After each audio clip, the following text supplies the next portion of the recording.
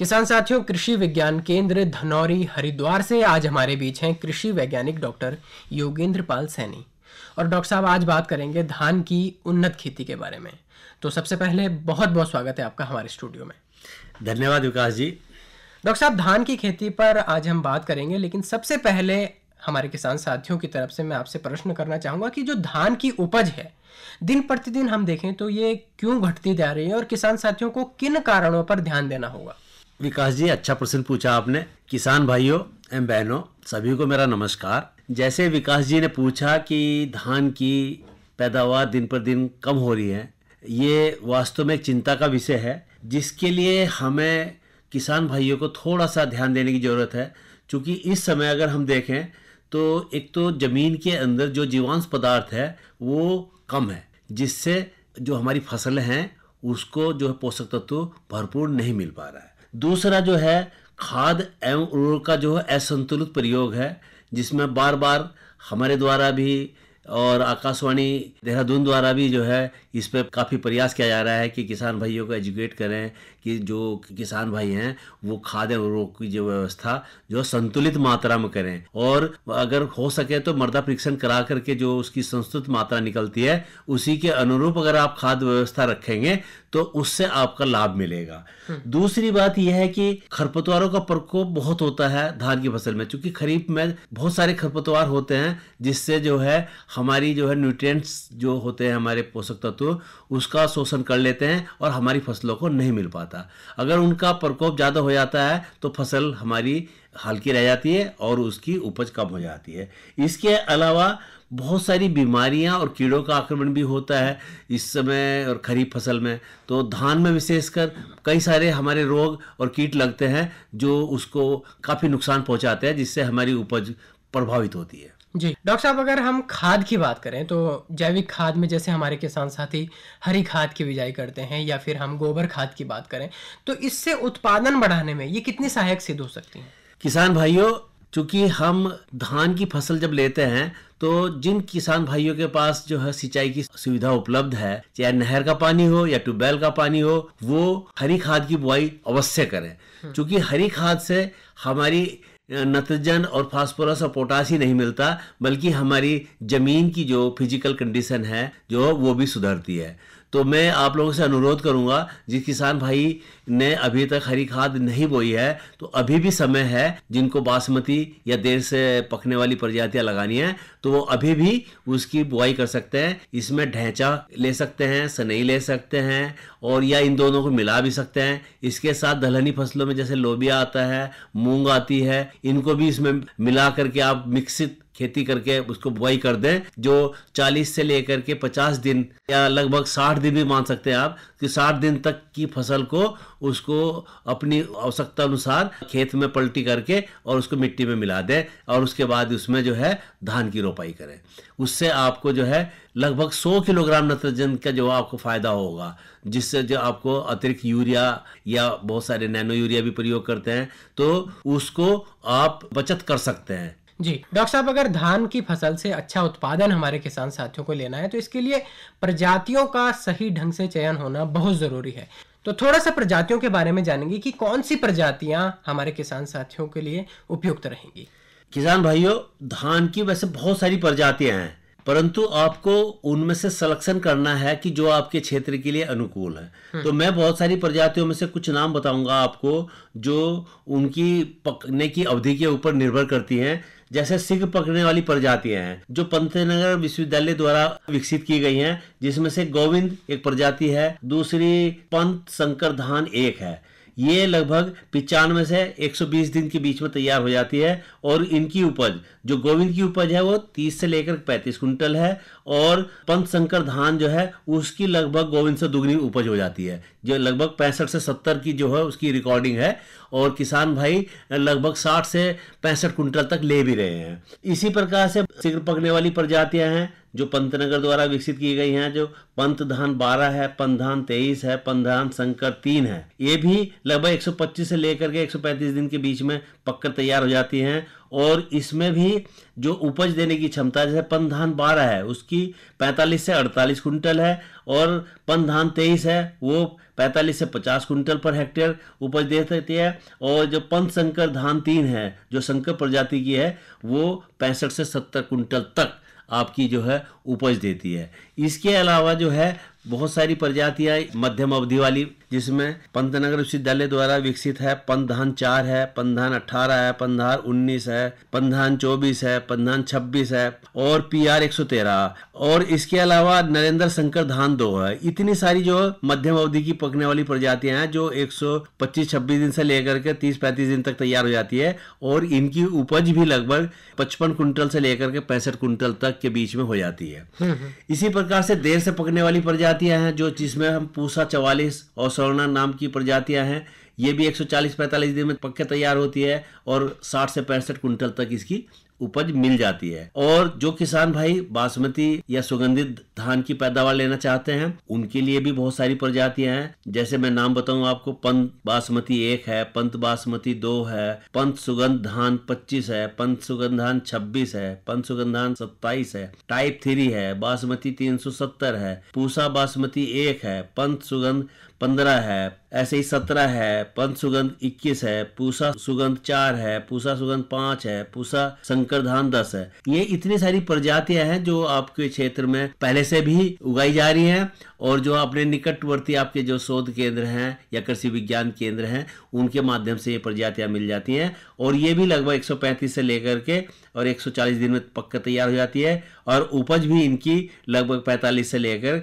65 quintal तक किसान ले रहे हैं। इसी प्रकार से पर्वतीय क्षेत्र की अगर हम बात करें तो उसमें भी जो है कई सारी प्रजातियां हैं जो घाटियों में हम लेते हैं। उसमें पंधान 6 है, पंधान 10 है, पंधान 11 है, पंधान 12 है, और VL की है जो विवेकानंद पर्वतीय कृषि अनुसंधान संस्थान है उनके द्वारा भी विकसित प्रजातियां हैं, जो VL 65 है, VL 21 है, VL 82 है, VL 85 है। तो ये सारी प्रजातियां हैं, अच्छी प्रजातियां हैं, और इनका बीज लेकर के आप जो है नर्सरी डाल दें, और इनकी भी लगभग जो है अवधि 112-13 दिन से लेकर 120 दिन तक पक्का तैयार हो जाती है, और उपज देने की क्षमता इनकी भी 40 कुंटल से लेकर के 50 कुंटल तक आसानी से हम पैदावार ले सकते हैं। और ऐसे ही हम बात करें अगर तो मध्यम ऊंचाई वाले क्षेत्र की, पर्वतीय क्षेत्र में तो जो 900 से लेकर के 1500 मीटर तक का जो क्षेत्र है उसमें पन धान 6 है, VL धान 81 है, VL धान 82 है, VL धान 85 है, विवेक धान 10 है, विवेक धान 12 है,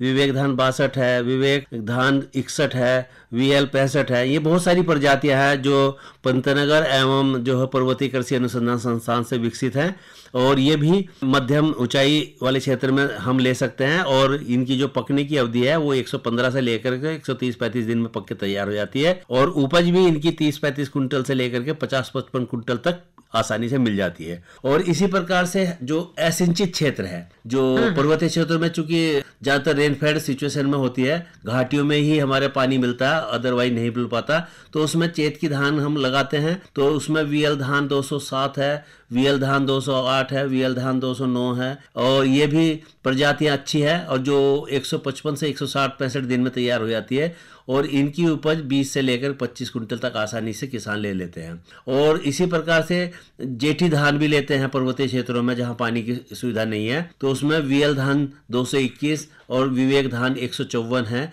जो प्रमुख प्रजातियां हैं, और 110 से लेकर के 115 दिन तक ये पक्का तैयार हो जाती हैं, और 20 से 25 कुंटल तक इसकी उपज आसानी से मिल जाती है। जी डॉक्टर साहब, काफी सारी प्रजातियों के बारे में आपने हमारे किसान साथियों को बताया कि जिससे हमारे किसान साथी धान की फसल से अच्छा उत्पादन ले सकें। अब डॉक्टर साहब, अगर हम बात करें नर्सरी डालने के लिए, किस समय तक हमारे किसान साथियों को नर्सरी डाल देनी चाहिए? नर्सरी डालने का जो सर्वोत्तम समय है मई के लास्ट से लेकर के और जून के मध्यम तक हम जो सर्वोत्तम टाइम माना जाता है, उसमें आप जो है नर्सरी डाल सकते हैं। और किसान भाई जो है नर्सरी दो तरीके से डालते हैं, एक तो गीली विधि द्वारा, दूसरा शुष्क विधि द्वारा। जिन किसान भाइयों के पास सिंचाई की उपलब्धता अच्छी है, पानी की मात्रा अच्छी है, तो वो गीली विधि से डालें, और जिनके पास लिमिटेड पानी है, कम पानी है, वो शुष्क विधि से डाल सकते हैं। और गीली विधि में जो है हम क्या करते हैं कि जो नर्सरी के लिए जो हमने खेत चुना है उसको पहले जुताई कर लेते हैं, और उसके बाद उसमें हम एक हल्की सिंचाई कर देते हैं। सिंचाई करने से जो उसके अंदर जो खरपतवार के बीज होते हैं वो जम जाते हैं, और जमने के बाद हम पुनः उसकी जुताई करके और उसको मिट्टी में मिला देते हैं, जिसकी वजह से जो है उसमें खरपतवार नष्ट हो जाते हैं। इसके बाद उसमें 50 से 60 किलोग्राम कंपोस्ट खाद और 100 ग्राम नत्रजन और 80 ग्राम फास्फोरस प्रति 10 वर्ग मीटर के हिसाब से हम जो खेत में मिला देते हैं। अगर हम यूरिया की बात करें नत्रजन के लिए तो 217 ग्राम पर स्क्वायर मीटर के लिए है, और फास्फोरस के लिए डीएपी 173 ग्राम पर 10 स्क्वायर मीटर के लिए की आवश्यकता होगी। इस तरह से हम इसको मिला देते हैं, और मिला के बाद जो है हम इसमें पानी भर देते हैं, और पानी भरने के बाद जब जो लेब में आ जाता है तो उसमें क्या है, हम 500 ग्राम बीज, अंकुरित बीज, जिसको हम पहले से ही एक दिन पहले हम उनको भिगो देते हैं, और भिगोने के बाद जो है अगले दिन उसमें अंकुरित आ जाता है, रात भर रखने के बाद उसको हम ले करके 500 ग्राम बीज प्रति 10 स्क्वायर मीटर की दर से हम उसमें बो देते हैं, और बोने के बाद जो है उसमें लगातार शाम के समय पानी देते रहते हैं, जिससे कि उसमें जो है चिड़ियों का और उसकी नुकसान ना हो। और इस प्रकार से हम अगर देखें तो 1 हेक्टेयर के लिए लगभग 10 स्क्वायर मीटर की जो है लगभग 80 क्यारियों की आवश्यकता होती है। शुष्क विधि भी गीली विधि जैसी है, इसमें भी हम अगर एक लिमिटेड पानी हमारे पास लगा दें तो उसमें खरपतवार नियंत्रण कर लें, उसी प्रकार से हम उसमें खाद डाल दें, और फिर डालने के बाद फिर उसके शुष्क विधि से हम उसको बुआई कर देते हैं। तो उसमें जो हम क्यारियां रखते हैं लगभग 1.25 मीटर चौड़ी रखते हैं, लंबाई अपनी आवश्यकता अनुसार कर लेते हैं, और इसी प्रकार से हमारे जो 80 क्यारियां हमारी 10 स्क्वायर मीटर की, इसमें भी हमें आवश्यकता पड़ती है। और उसको हम जब हमारी 20 से 25 दिन की हमारी पौध होती है तो उसको हम रोपाई कर देते हैं। और रोपाई की तिथि हमारी निर्भर करती है जो हमने प्रजातियां ली हैं, कि वो मध्यम पकने वाली है कि शीघ्र पकने वाली है कि लेट पकने वाली है, उसी के हिसाब से हम जो है जून लास्ट से लेकर के और जुलाई मध्यम तक हम जो है रोपाई का कार्य हम करते रहते हैं। जी डॉक्टर साहब, काफी विस्तार से आपने हमारे किसान साथियों को जानकारी दी, लेकिन अगर हम इस समय की बात करें तो जैसे कि हमारे किसान साथी नर्सरी डालने की तैयारी में है, नर्सरी डालने से पहले बीजों का उपचार कितना जरूरी है, और बीजोपचार हमारे किसान साथी घर में किस प्रकार कर सकते हैं? सही कहा विकास जी आपने। किसान भाइयों, बीज उपचार बहुत जरूरी है, क्योंकि अधिकांश किसान जो है हमारे घर से जो है अपना बीज लेकर के बोते हैं, जिससे उसमें बीमारियां बहुत ज्यादा होती हैं, क्योंकि शोधित नहीं होता, और दूसरा जो है उसकी उत्पादन देने की क्षमता भी धीरे धीरे कम होने लगती है। तो मैं तो आप लोगों को सलाह ये दूंगा कि अगर आपको जो है तीसरे साल तो कम से कम जो है धान का बीज बदल लेना चाहिए, और उसके साथ साथ अगर घर का बीज आप प्रयोग कर रहे हैं तो उसको 2 ग्राम बाविस्टिन ले करके उससे आप जो है उसको प्रति किलो बीज के हिसाब से उसको बुआई से पहले या नर्सरी डालने से पहले आप उसका उपचारित करें। और अच्छा तो ये रहेगा जब आप धान को जो शाम को बोगेते हैं जर्मिनेशन के लिए, उसी समय आप 2 ग्राम प्रति किलो बीज के हिसाब से बाविस्टिन उसी पानी में डाल दें, और फिर वो शोधित हो जाएगा, और शोधित होने के बाद उससे आप कहेंगे तो बीज जनित जितने भी हमारी बीमारियां हैं वो हमारी कंट्रोल हो जाएंगी। जी डॉक्टर साहब, अब रोपाई के बारे में थोड़ा सा बात करते हैं कि अगर हमारे किसान साथी रोपाई कर रहे हैं तो नर्सरी निकालते समय किन बातों का हमें ध्यान रखना है, और रोपाई करते समय खेत किस तरह से हमारा तैयार हो? किसान भाइयों, रोपाई के समय जो है, जो मैंने बताया आपको, जो है जून मध्यम से स्टार्ट हो जाता है। उस समय अगर जो मैदानी क्षेत्र में आप रोपाई कर रहे हैं तो उसमें जो पौध जो है आपने लगाई हुई है वो लगभग 25 से 30 दिन की होनी चाहिए। और जो हमारी पर्वतीय क्षेत्र के जो हमारे किसान भाई हैं वो मध्यम क्षेत्र के 30 से लेकर 35 दिन की पौध को आप रोपाई कर सकते हैं। और जो ऊंचे क्षेत्र हैं पर्वतीय क्षेत्रों में, उसमें लगभग 40 से 50 दिन की पौध की हम रोपाई करते हैं। एक बात तो हम इस चीज का ध्यान रखें कि एज के अनुसार ही हम उसकी रोपाई करें। दूसरा जो है, रोपाई करते समय हमें ध्यान रखना है कि अगर हम शुष्क विधि से कर रहे हैं और या हम गीली विधि से तैयार कर रहे हैं तो उस पौध को हम ऐसा करें कि जो जड़ से वो टूटे ना, इस तरह से हम उसको उखाड़ें। और जब रोपाई करें तो एक जगह पर कम से कम 2 पौधे हम लगाएं। ये हमारा ध्यान रखना जरूरी है, क्योंकि अगर एक पौधा मर भी जाता है तो एक जिंदा रहेगा, और उसमें जो है हमारे जो है किसान भाई जो है इसमें अक्सर क्या करते हैं कि डिस्टेंस का ध्यान नहीं रखते। तो 10 सेंटीमीटर पे हमें जो इसकी रोपाई करनी है, और जब हम 10 सेंटीमीटर रोपाई करेंगे तो उसमें पौध संख्या हमारी बढ़ जाएगी और जिससे हमारी पैदावार अच्छी होगी। और इस समय हम देखते हैं कि पौध रोपाई के समय जो है किसान भाई खरपतवार नियंत्रण का भी विशेष ध्यान रखते हैं, और रखना भी चाहिए, क्योंकि खरपतवार नियंत्रण अगर हम नहीं करेंगे तो लगभग 25 से 30% जो है उपज हमारी कम हो जाती है। तो इसके लिए हमें क्या करना चाहिए कि अगर हमारे सिंचित क्षेत्र है तो उसमें कम से कम 2 बार खुरपी या कुतले से जो है उसकी निराई करें। अगर सिंचित क्षेत्र में हम धान की रोपाई कर रहे हैं तो उसमें एक निराई 20 दिन पे, दूसरी निराई हम 40 दिन पर कर सकते हैं। अगर श्रमिकों का अभाव है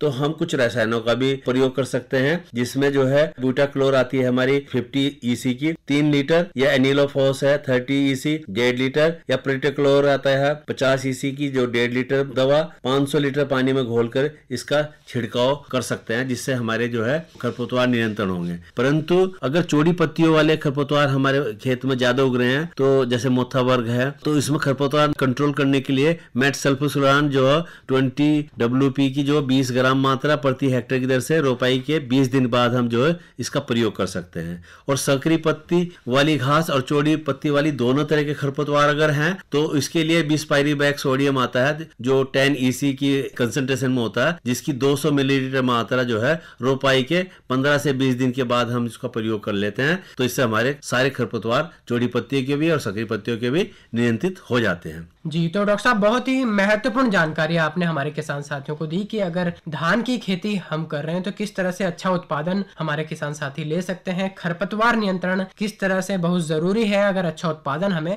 फसलों से लेना है। तो डॉक्टर साहब बहुत ही महत्वपूर्ण जानकारी आपने हमारे किसान साथियों तक पहुंचाई। स्टूडियोज में आने के लिए आपका बहुत बहुत आभार, धन्यवाद।